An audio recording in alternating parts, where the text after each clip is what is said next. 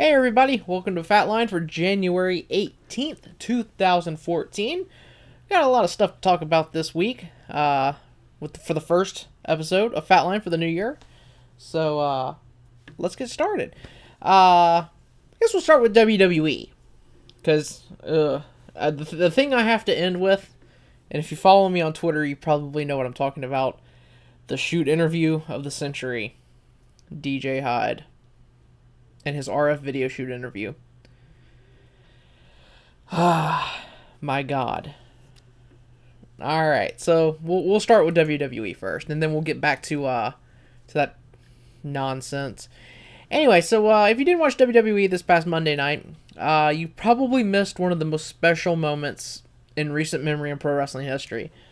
The reaction Daniel Bryan got at the end of the night was just insane. It was really, really insane. And really, even though I'm talking about it right now, I'm going to give you the beefy parts of the angle. You really should go out, watch it on YouTube, watch it on Hulu, or hey, even if you get the Universal HD channel in your cable system, you should really check it out. But the night started off with Daniel Bryan and Bray Wyatt taking on the Usos. Things didn't really work out, and it ended up being a DQ in favor of the Usos, thanks to Luke Harper and Eric Rowan interfering. This later on would lead to a steel cage match between the four men that I just mentioned. Usos versus Daniel Bryan and Bray Wyatt.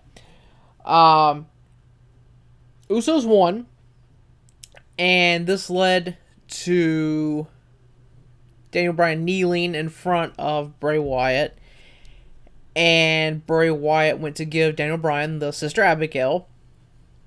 Bryan pushed him off and went ham on Bray Wyatt, running drop kicks in the corner, elbow strikes, kicks to the chest, throwing him into the cage. Eric Rowan and Luke Harper tried to climb up the cage, and Daniel threw Bray Wyatt into the cage and knocked them off. And finally, he hit him with the Baisaku knee kick. Crowd was going ape shit. And it's one of those moments where you know you're watching something amazing, but you don't have the full grasp of it until later on. And it was awesome. So awesome. And Dave Meltzer from the Wrestling Observer, he said this week that because of how insane it was, that Vince is kind of coming around to Daniel Bryan right now. Actually, he flat out said that he loves Daniel Bryan now. And if you think about that, that's awesome. That is really cool. But some negative stuff coming out of that match is the fact that Daniel Bryan got a serious concussion in his match, to the point where he did not remember the stuff that happened in the cage. And the fact that he did not miss a spot, did not miss anything, shows you how awesome he is.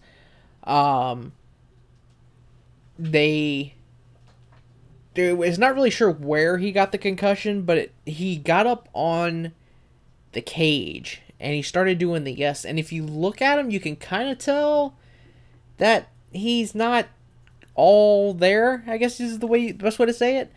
Meltzer says that they got a stagehand to lay down on the floor right underneath them, and we're telling them to, keep doing the poses and everything, and then they got him down, and he didn't remember anything that happened in that cage. And if you go back and watch how awesome that whole spot is, that's pretty damn awesome.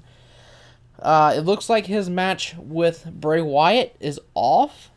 I don't really know how much it sucks, because they could really capitalize on it. But they said that if Daniel Bryan is at the house shows this week, then he'll most likely be wrestling Bray Wyatt at the Rumble.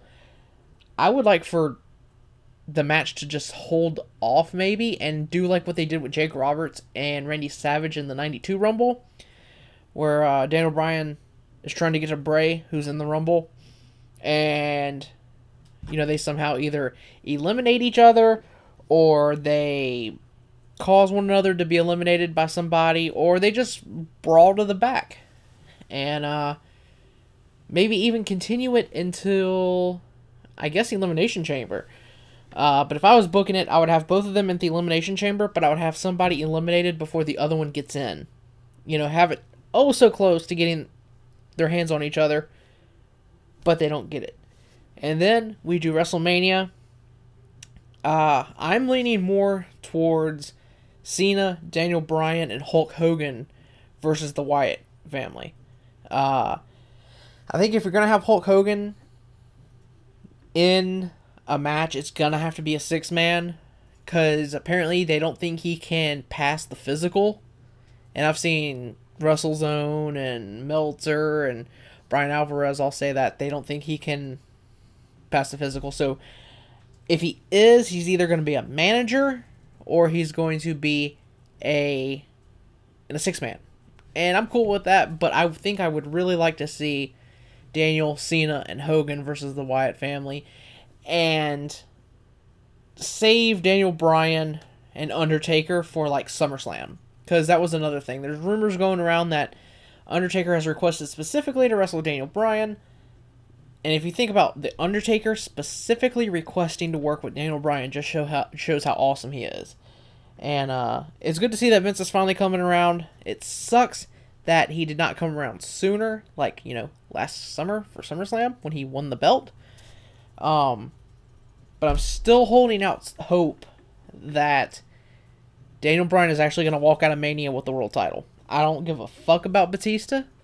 I think Batista's a scumbag. I do not like him. I would much rather Daniel Bryan beat Orton for the belt. I think that would be the perfect ending to Mania. Not only because I'm going to be there, live, but just think how awesome that's going to be. To see 75,000 freaking people, or however many people are going to be at Mania, going, yes, yes, yes. That's going to be something special.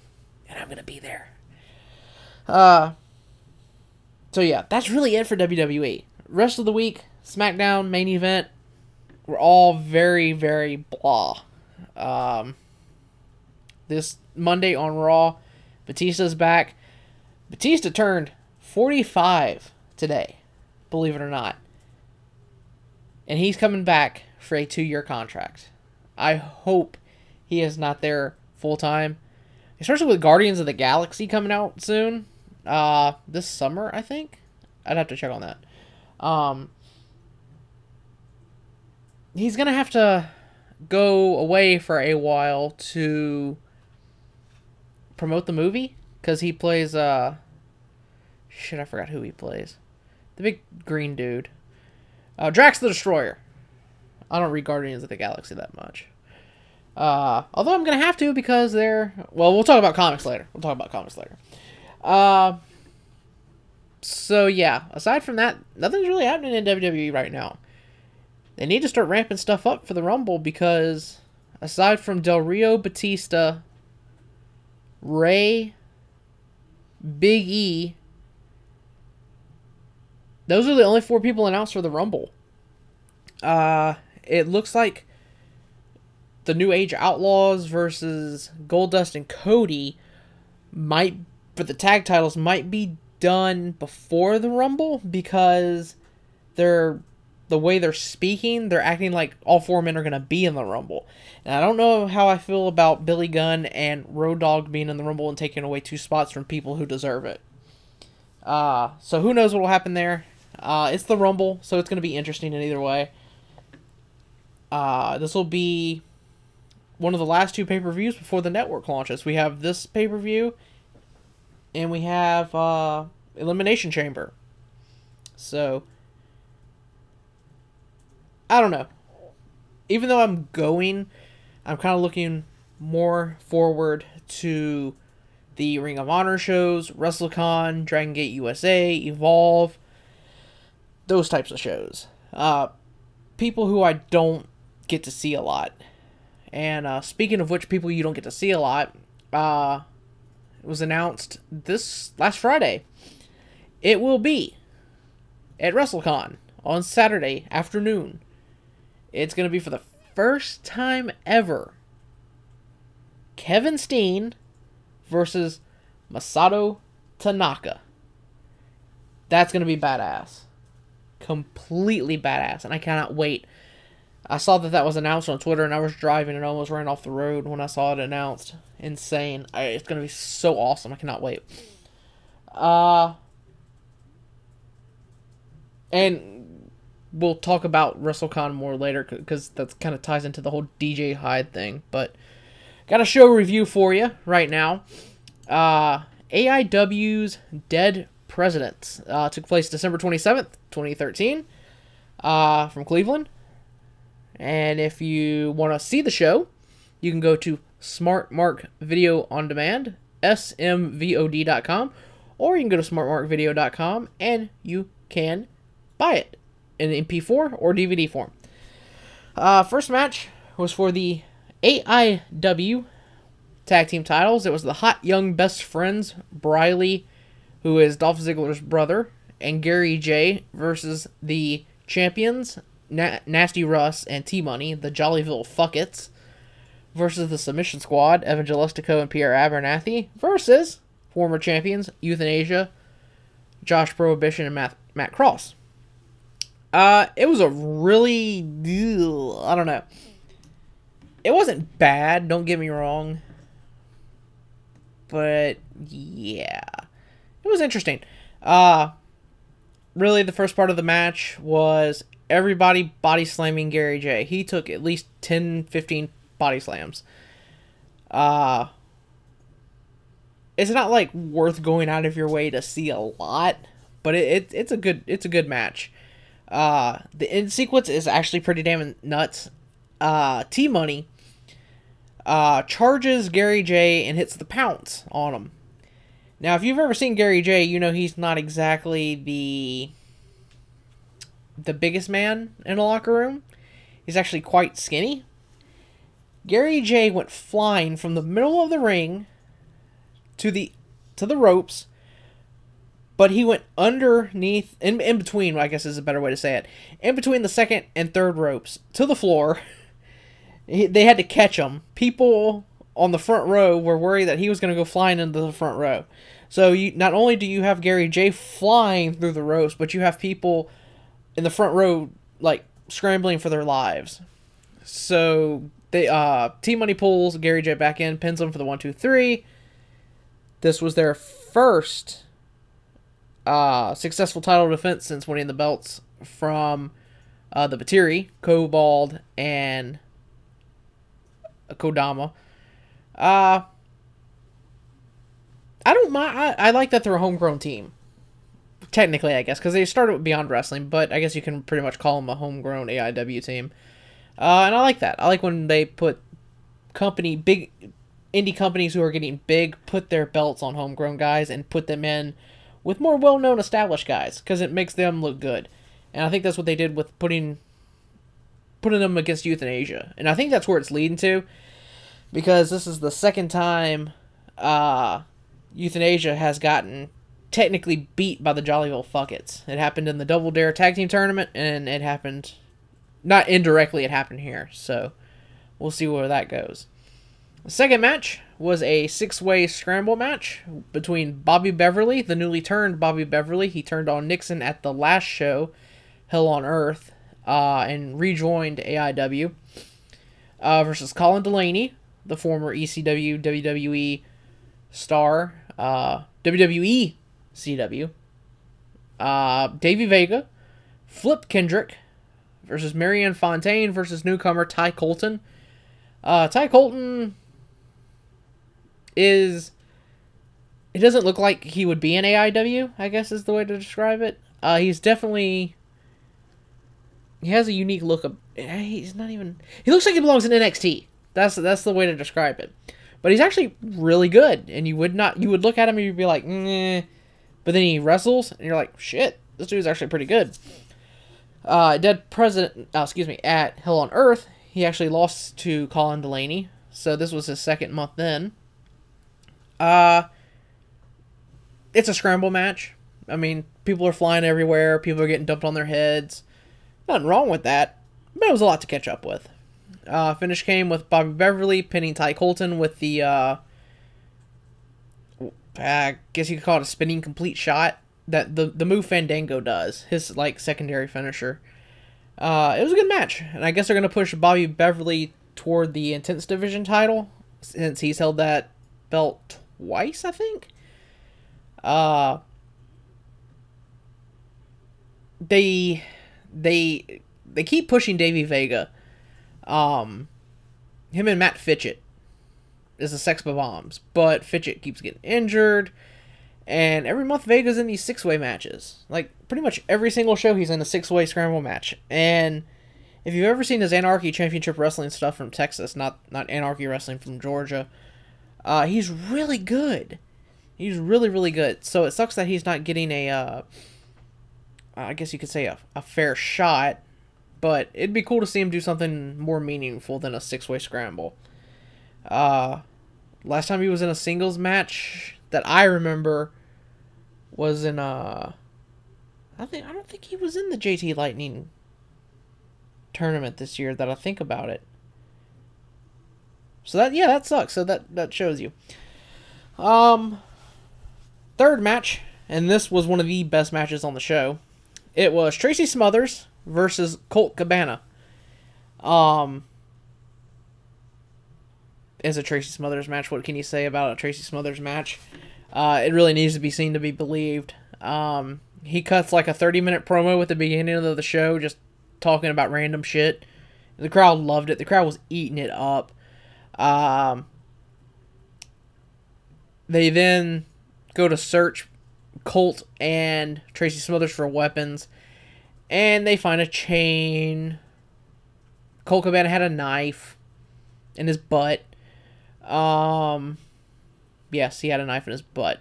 Go watch, trust me. It's worth the $9.99. Go buy it.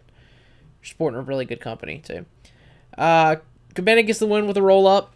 It was a total comedy match, but it was awesome. Dave Prazak and Marty DeRosa were doing commentary, so that was pretty cool, too. Anytime Dave Prazak is on commentary, in other organizations besides Shimmer, it's really good.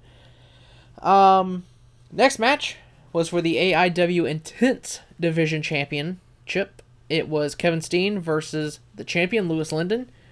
Linden got the win. Huge, probably the biggest win of his career over Steen after Ethan Page distracted him. Steen, I guess I should say. So you'll know who got distracted. Yes. Anyway, so yeah, Steen got distracted. Linden got the roll-up. It was good. Steen is awesome. Like, Steen's probably my, like, top indie guy right now. Never has a bad match. Like, really think about it. When was the last time you saw a bad Kevin Steen match? It's pretty hard to think about it. Very hard to think about it. He got Please Come Back chance. So hopefully they bring him back. Actually, yeah, I think that, yeah, it's, he's announced, but they haven't announced his opponent. So he will be on this show. The next AIW show's in February, and I'll talk about the main event once it's over. Next match was Chris Hero versus Tim Donst. Really freaking cool match this was. Donst has never wrestled Hero one-on-one, even though they've been in the same companies. But yeah, so it led to Donst got the win. I was really surprised that Donst got the win. I guess maybe they don't know how long Hero's going to be on the Indies, I guess. I don't think he'll be back in WWE anytime soon, but I guess maybe with Ring of Honor. I don't know if that's going to cause problems, especially with the whole iPay-per-view thing. Even though Ring of Honor's not doing iPay-per-views right now, you know, you never know when they'll do it. So I guess, you know, if they announce something, you know, AIW announces an iPay-per-view match that they want to do with Hero, I guess maybe because of Ring of Honor they couldn't do it. So this was a big match for them, and it was awesome. And Donst got the win, but he also got a concussion. He threw up after the match. He's okay, but yeah. It was a really good match. And like I'm saying, I don't want to give too much details because I want folks to go watch the show. It's $9.99. Just PayPal them $9.99. It's awesome. Next match was a 3-way match for the AIW Absolute Championship. Former champion Ethan Page, this was his first rematch for the belt. He lost it to Ultramanus Black, kind of unceremoniously, taking on Johnny Gargano and champion Ultramanus Black. And Page got the win. He got his belt back. He pinned Gargano thanks to interference from Lewis Linden and a handful of tights. He gets the win. But then Michael Elgin comes out and says he was supposed to have a 2 out of 3 falls match with Josh Alexander. Josh Alexander has a dislocated shoulder, is going to be out for a while. So he challenged Ethan Page for a 2 out of 3 falls match and for the AIW title. Michael Elgin gets the win. 2 straight falls with a spinning powerbomb. Gets the win. Now he's the champion. Disappointed that he won the belt. He's awesome. I really like Michael Elgin, but disappointed that they took away the belt from Page on the first night. So we'll see what happens there. But what's funny is the next night in Chicago for AAW, Ethan Page and Michael Elgin won the tag team titles from Marion Fontaine, Lewis Linden, and Zero Gravity. So, and there's actually a really funny promo between those two on AAW's YouTube page. So you should probably go check that out. But yeah, like I said, this is a really, really good show. AIW is like on a big streak right now of having amazing shows that aren't boring. They go quick. They're like 4 hours long though, but each match gets a good amount of time. So that, there's only like 6 or 7 matches. This show only had 7 matches. There are some where they have like 9 or 10 matches, but they go by quick, even though they get time. I guess what I'm trying to say is that they're so good you don't realize that you've been watching the show for so long. But yeah, definitely go check the show out. It's really, really good. Really worth the $9.99, as I said. You will not be disappointed. And with that being said, I guess we can go into some news because I'm recording this on Saturday. Not a lot of indie shows have happened yet, but right now, as of recording this,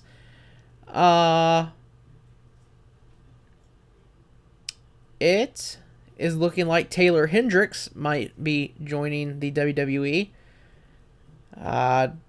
Not a whole lot about it, but she's getting the look, so that's awesome. Magnum Pro is having their big show with AJ Styles tonight. Let's see if there's an update. I'm looking on Twitter. I don't see it. Nope. Don't see it. No, nothing yet. Okay. Well, hopefully there will be something going on soon. ECCW is also running their biggest show ever tonight in Vancouver at the Commodore Ballroom. Main event is a ladder match for the ECCW title with Ravenous Randy Myers versus El Phantasmo. If you haven't seen ECCW, and I always talk about them on my Twitter, which is at Bourbonjimbo, you should be following me if you're not. They're small. They're a small indie promotion in Vancouver, which is kind of the black hole of indie wrestling in Canada. You always hear about C4, Alpha Wrestling, Smash, but you never hear about the other side. It goes along with Portland wrestling as well. You don't really hear a lot about these guys. But they have a lot of good wrestlers. Scotty Mack, Ravenous Randy Myers, Sid Asylum, Bishop, the Bollywood Boys, who were in that Ring Ka King promotion that Jeff Jarrett did. They were the tag team champions. Nicole Matthews from Shimmer comes from there. Ethan HD is really good. This is where Kyle O'Reilly and Davey Richards pretty much got their starts. You can get them at it's youtube.com/eccw.com, DOTCOM. Go check them out. And they put up their full shows. Not only do they put up the full shows on YouTube, but they put the full shows up on torrent sites as well. So there's really no reason to not at least see a couple shows. They have their big shows every year. They have the Shooting Star 6 tournament, which is a round-robin tournament with people who have never gotten a shot at any of the main belts, which are the ECCW Canadian title and the ECCW Heavyweight title. One is an NWA title, one is just their belt. It's pretty cool the way they do things. They they run their small shows and they do their big shows in Kitsilano and with the Russian Community Center. And they have a unique crowd in the fact that you don't see a lot of kids, you don't see any old people. It's all people in their 20s, early 30s. They're wearing hoodies, comic t-shirts. They have their fan base, and you could tell it's kind of like a hip thing, I guess is what you want to call it. But definitely take a look at their shows.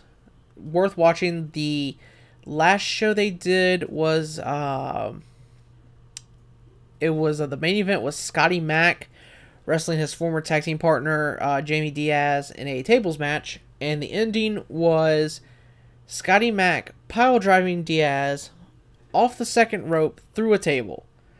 And that's where they're leading to tonight's match between them. Anything goes. So hopefully it's available and I can do a review of it next time on the next Fatline, because I'd really, really like to do it.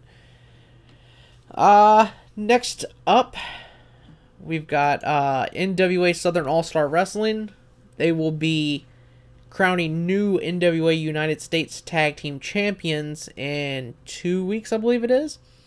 But last night they crowned a new NWA Southern Junior Heavyweight Champion. If you haven't seen these guys, they have their own arena in like a strip mall, and like right next door to it is a bakery. So that's just, you gotta love indie wrestling. But they have really good production values for an indie fed in Tennessee. They've got really good talent.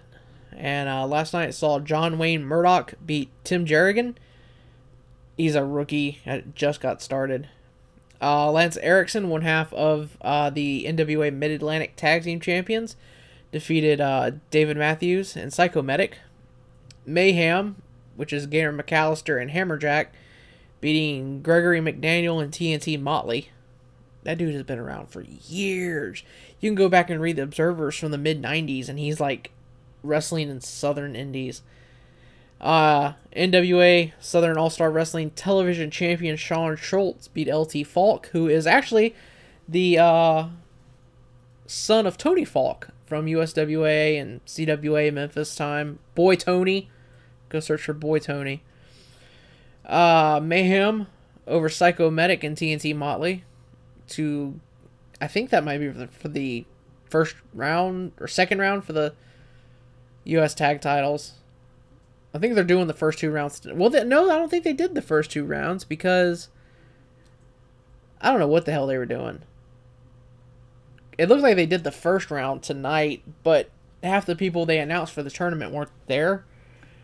So they just did one tournament match, or two tournament matches with two teams, which makes no sense. We'll have to watch the TV show to get a more clear understanding of that. Charles Alexander won the NWA Southern Junior Heavyweight title in a ladder match over Josh Crow, Chris Kane, Blue Tiger, Caden Sade, Shane Mills. I don't know if it's Sade or Sade. Depends on who's saying it, I think. Blue Tiger might have been White Tiger. Dewey Barnes from TNA. He's wrestled for Southern All-Star Wrestling before, but he's wrestled as White Tiger. So I'm not sure if this is him or not. But yeah, they brought back the NWA Southern Junior title. It's been around for in a lot of the Burt Prentice NWA run promotions. So I was kind of surprised to see them bring it back and not Burt Prentice's promotion, which is USA Championship Wrestling. They run Nashville more with like old school names, like, well, when, believe it or not, they actually booked Zeb Coulter to wrestle. If you've seen Zeb on TV, you know how that goes around. Bill Dundee, Jerry Lawler, JC Ice, Wolfie D. They book a lot of those guys, but Southern All-Star Wrestling, they book like young guys, like Sean Schultz and Lance Erickson. Lance Erickson is not young, but he's not old either. In the main event, it was Chris Michaels beating his former stooge, Hot Rod Biggs. Hot Rod has been around for years. Dude can barely walk. He looks like he's got something stuck up his ass. You can see their TV show every Sunday afternoon on YouTube. It's youtube.com/Krizull. It's KRIZULL. That is the YouTube account of the TV editor. He used to be a wrestler for the USWO in Tennessee too, but USWO and Southern All-Star Wrestling merged, so now he's doing the editing just for Southern All-Star Wrestling. So it's definitely worth taking a look at. I guess they're going to continue the U.S. Tag Team Title Tournament next week, because it looks like Mayhem did 2 matches with Psycho Medic and NT Motley. Looking at the results here, whoever did this result must not be able to speak English. Well, it is Tennessee. No offense to people in Tennessee. I have family there, but so I can say it. But yeesh, whoever sent these results and did not know what they were writing. All right. So now, Puro stuff. Puroresu. All right. We're gonna start with All Japan, then we'll go to Noah, and then we'll go to the New Japan Pro Wrestling CMLL shows. That'll probably be the best way to do it. And then I get to talk about that shoot interview. My God.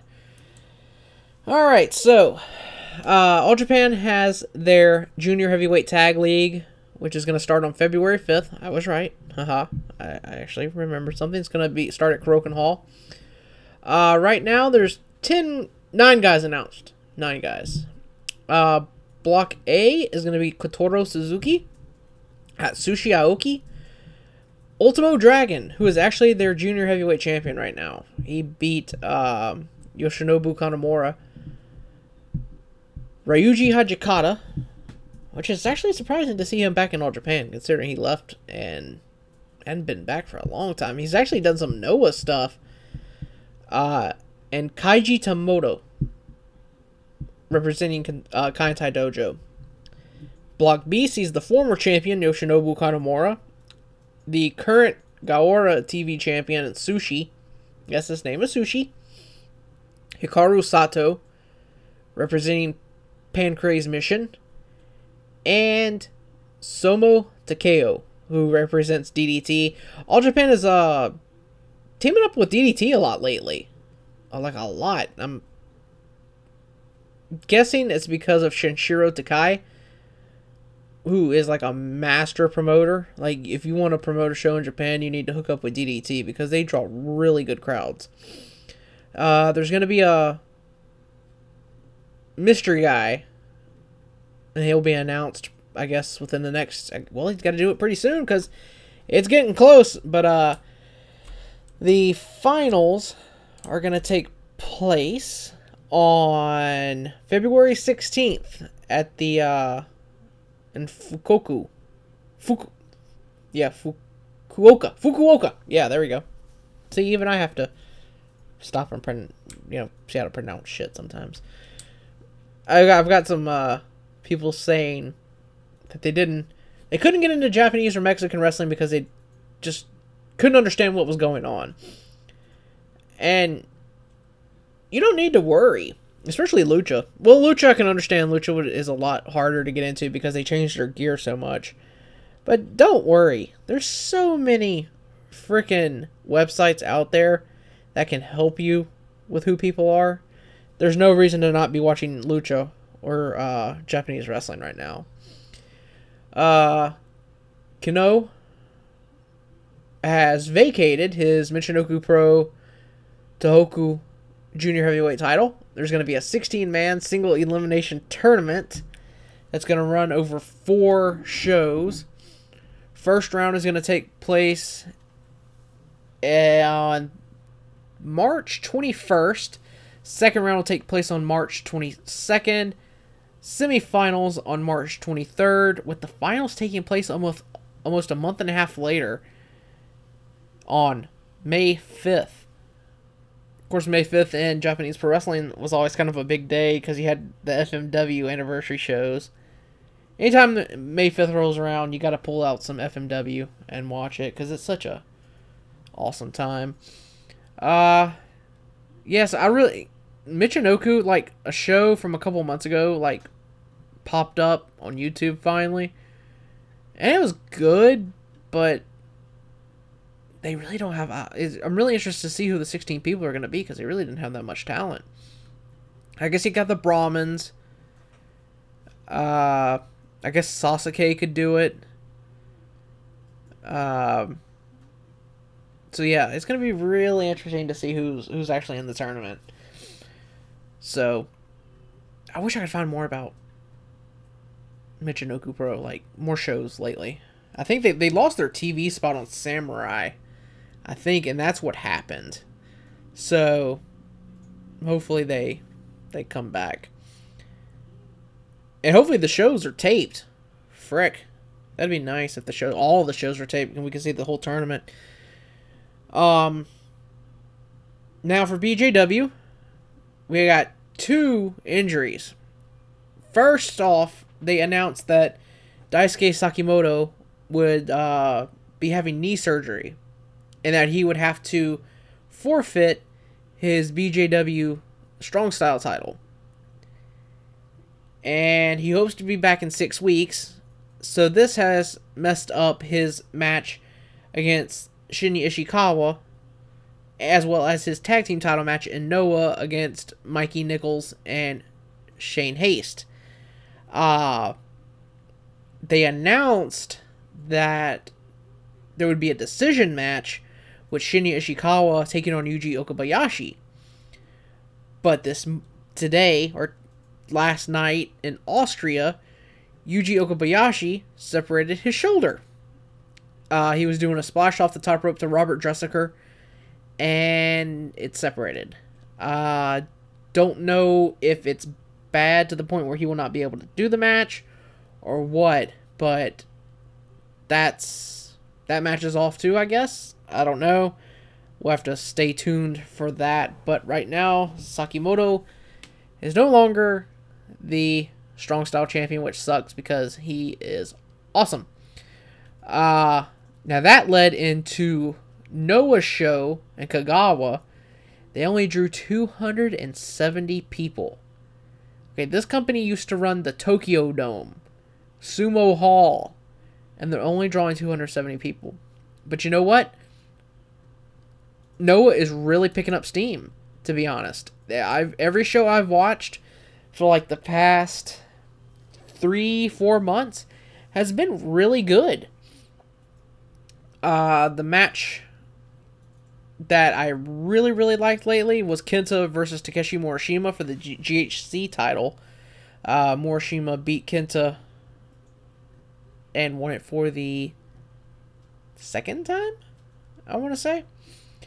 But, so they started the new tour, and first match was Hitoshi Kumano and Mitsuhiro Kitamaya, who's representing Diamond Ring. Kitamaya got the win in 7 minutes 58 seconds with a Boston Crab.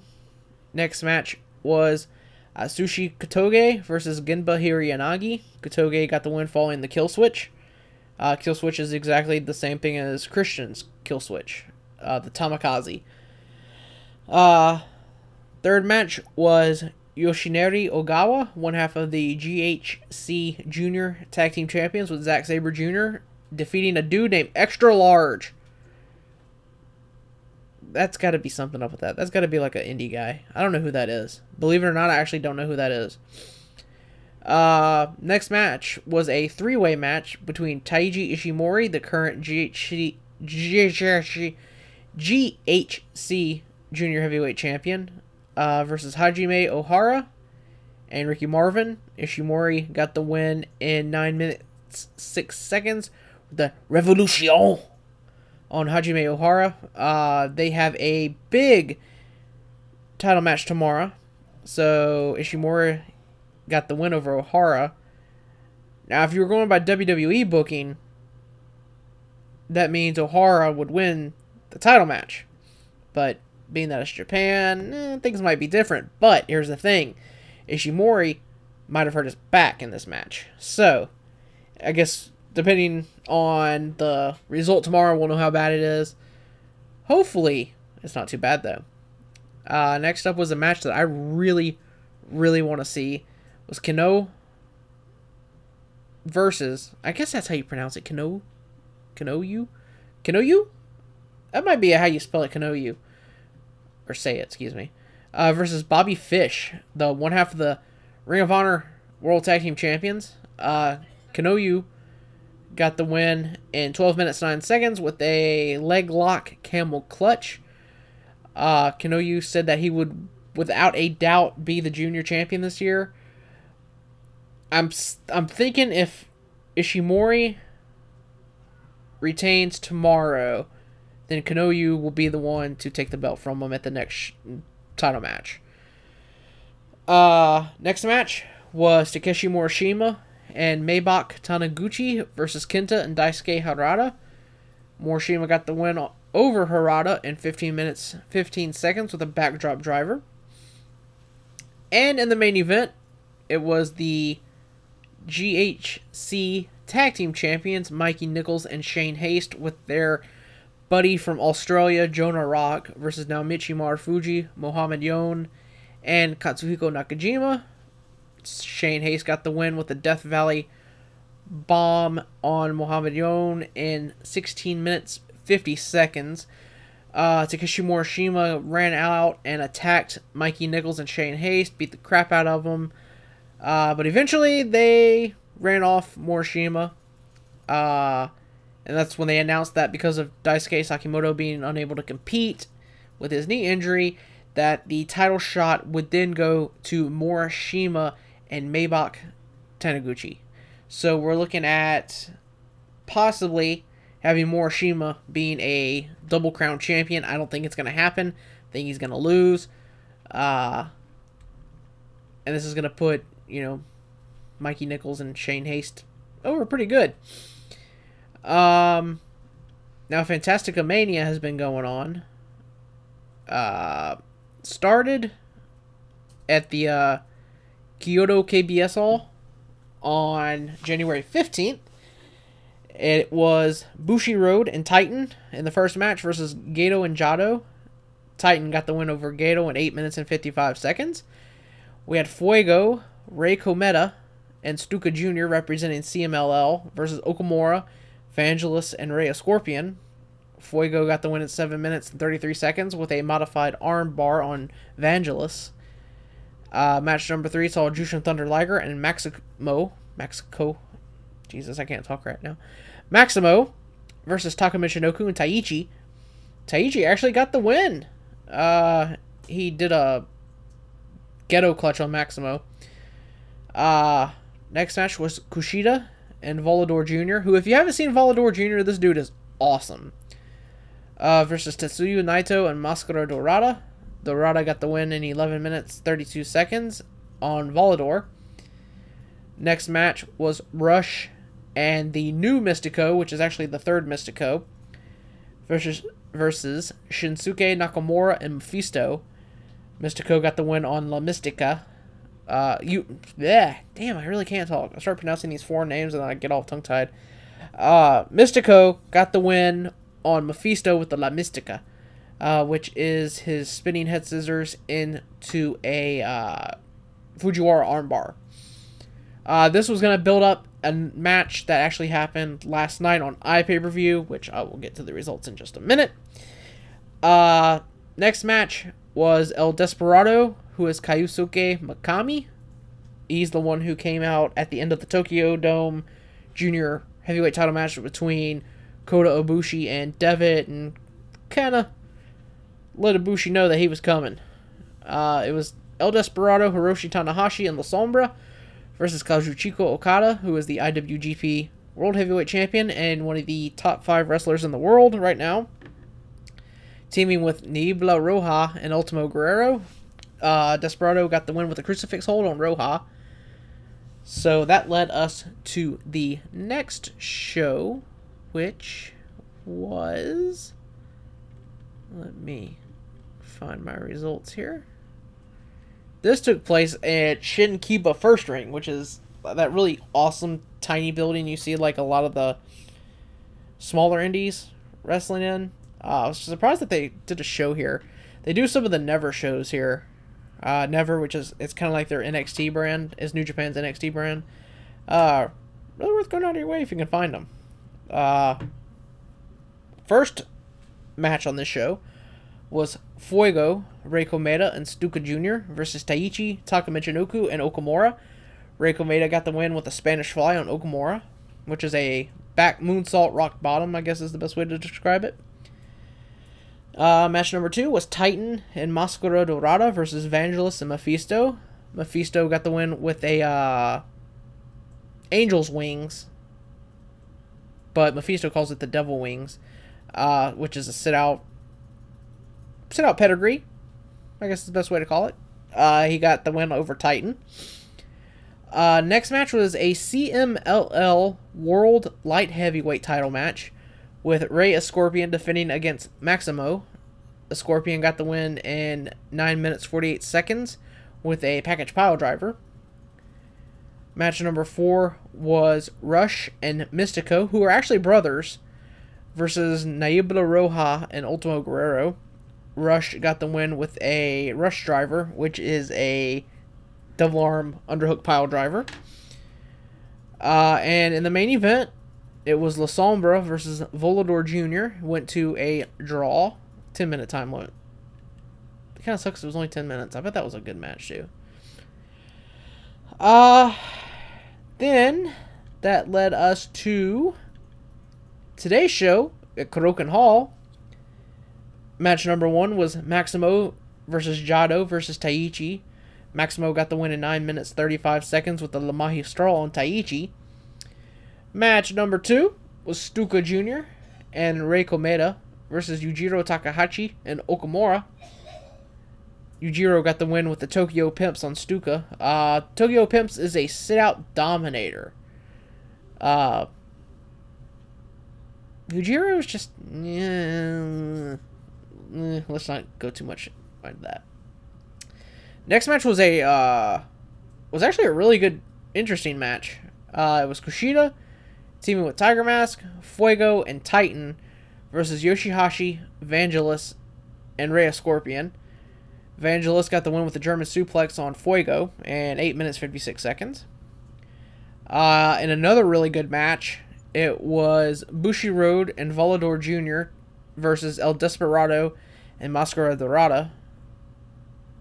Desperado got the win with it's a jacked up sit-out powerbomb. He hammer locks you, bends you over into the powerbomb position, picks you up over his shoulder, and then drops down with a powerbomb. And I'm taking bets on when he injures somebody, because there's no good way to land. You have no choice but to land on your neck and head because of how short he is. He's not a big dude. So yeah, it's gonna be interesting. Next match was a match between the two heavyweights, Rush and Shinsuke Nakamura. Nakamura got the win in 10 minutes 18 seconds following the Boumaye. Really good match too. I enjoyed that. Nakamura came out wearing almost the same body paint that Devitt did at the Dome show. But without the Carnage and Venom style matte face paint. It was like his face was peeling away type thing. It was cool. Semi-main event was Tetsuya Naito, Hiroshi Tanahashi, and La Sombra versus Tomohiro Ishii, Kazuchika Okada, and Ultimo Guerrero. Guerrero got the win over La Sombra in 19 minutes 42 seconds with an avalanche-style reverse DDT. And in the main event, which is from the first night, which led to this match, it was for the National Light Heavyweight title match. Mephisto defending against Mystico. Mephisto got the win in 14 minutes with the double wings. I'm surprised Mystico lost, to be honest. I figured he would win. So yeah, that's everything that's happened in Japan the past couple of days. January is always a big deal. So, lots of stuff to check out. Of course, you can look on YouTube. If you have questions about where to find wrestling on YouTube, send me a Twitter message. Send me a direct message, and I will send you the link, because a lot of people were getting taken down because they were uploading stuff, and Gaora, stuff like Dragon Gate New Japan, were pulling people's stuff down from YouTube. So a lot of people were going to Daily Motion, but there's this awesome dude who has like multiple accounts who uploads like all Noah to one channel, all New... he doesn't do New Japan. He does Big Japan to one channel. He does DDT and Independence on another channel. So if you have, questions about that, by all means, let me know, and I'll direct message you the links to everything you need to know. Now, if you followed me on Twitter on Thursday, you saw me doing play-by-play of a shoot interview. And very rarely do I watch shoot interviews, but lately there's been a lot of good ones come out. It started with Kevin Steen and his Kevin Steen Show. Probably the best one I saw out of that series was Kevin Steen and Drake Younger. If you want a shoot interview that is just good, fun, and it makes you smile, this is definitely the shoot you need to see. Love the shoot. It's so good. Drake Younger makes you just smile. He makes you happy. He makes you happy because he's happy. That's all you really need to say about Drake Younger. There's nothing else that needs to be said about Drake Younger. But this shoot interview that I did play-by-play on was with DJ Hyde. DJ Hyde has got to be one of the biggest fucking scumbags in professional wrestling today, and that's saying a lot.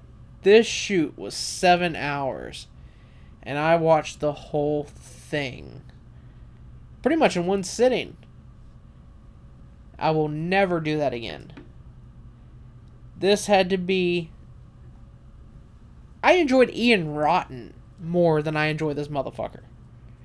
This dude is a fucking liar. He's trash. He's a terrible wrestler. The thing is, though, CZW is actually very interesting right now. So I don't want to shit on the company. I just want to shit on DJ Hyde. He says he's running WrestleCon this year. He's not. The people who are running WrestleCon are High Spots. High Spots has 100% control of this thing. They are doing it. They are responsible for it, not DJ Hyde. And when the Kevin Steen and Masato Tanaka match was announced, CZW went to their Facebook page and they announced it like they were the ones doing it. Kevin Steen made a point to go on his Weekend Escapade show on YouTube, which is uploaded every Monday just about. He made a point to go on there and say that DJ Hyde had nothing to do with this. So, that's just something to keep in mind when you hear DJ Hyde talk. But I got a couple of people, like actually current wrestlers from CZW, who started following me because people were retweeting what I was saying, and I guess maybe it piqued some interest. Don't think that I'm talking shit about the company, because I'm not. They have a lot of good guys. JT Dunn, David Starr, OI4K, Alexander James, Gulak. All of those guys. Those guys are awesome. But then you got your shit guys like Masada, Devin Moore, DJ Hyde, Sabian, Ruckus, Robbie Marino. You got the guys you don't really like. And that's in every organization. But it's more, these guys are just like the shit. And I don't mean in a good way. I mean they are the drizzling shits. Like diarrhea. Diarrhea after tamale Mexican food type shits. So, needless to say, those people get fast-forwarded through. But they had a really good show last weekend. So, like I said, don't think I'm shitting on the company. I'm just shitting on DJ Hyde. If you want to see my comments on the shoot, I'm not going to go back over them here. Aside from the thing that really stood out with the WrestleCon thing, that was the one thing that I really wanted to point out. My God. And I actually have more shoots on the way. I've got a Masada shoot, which is 4 hours long. At least it's not 7. I can do 4. But it's fucking Masada, and he does the same shit in every shoot. But I wanted to cover his early... Not his early run, but his last CZW run. This dude bitches all the time about having to go to Japan, having to do shit in Japan, and yet he's begging to go to Japan all the fucking time. Nah, it's just what I don't like Masada. I think this, he's such an overrated hack. He's terrible. And I also have the AJ Styles shoot coming. Now this is what I'm really looking forward to, because the promo that High Spots put out, it looks like he's actually gonna call out TNA on some of their bullshit. And same with Hulk Hogan.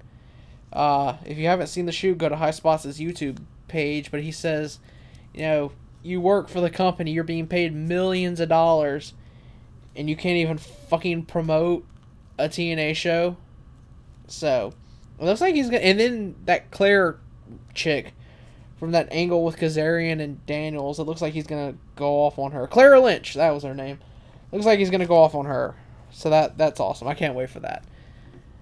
I'd much rather buy a shoot from Smart Mark Video and High Spots than I would RF Video, which is funnily, kind of funny that the shoot that I hated the most was put out by RF Video, but nonetheless. So that's that. As far as my YouTube channel goes, which is youtube.com/Bourbonjimbo. If you're watching this, you can just click below and you can see, everything else I have. I've got my WWE 2K14 Universe Mode playthrough always going on the channel. You'll always be able to find videos of that going on. I just got done switching some stuff around. Those videos will be up if YouTube will let me upload them, which I hope it's going to even let me upload this with the way they're being. I keep saying that the videos have already been uploaded when they haven't. So I don't know what the hell to do about that. I've emailed somebody at the company I work with to see if they can maybe help me figure out what the hell's going on. Maybe I need to clear my cookies or something. I don't know. But yeah, I don't know how something could be uploaded when it clearly hasn't. I'm starting a new playthrough of The Bureau, XCOM Declassified, put out by 2K Games. Came out last October. No, September. Came out on the same day as Saints Row 4. So that'll be starting. Me and Justo have Minecraft and Dead Island as well we're doing. So lots of stuff going up on the channel. Should be a busy month. I'm getting caught back up. Got my computer repaired. So while some of the videos may sound kind of goofy, these videos should sound pretty good going up from now on. Justo's getting a new computer for himself. He's getting his first computer. So he will be recording. He'll have his channel. So we're going to integrate stuff. You'll see his point of view. You'll see my point of view. I think that's going to be really cool. And that's all I can think of right now. So that's it. always, thanks for watching. Don't forget to leave a like, comment, subscribe if you enjoyed this stuff. Follow me on Twitter at Bourbonjimbo.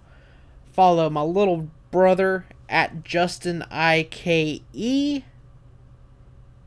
Facebook, you'll find in the link below. And thanks for watching. Actually, thanks for listening, because, you know, you can't watch. Well, you can watch the video on YouTube, but it's just going to be like a title card. So, hopefully this will be back next week. If I can get off my lazy ass. Maybe if something good happened.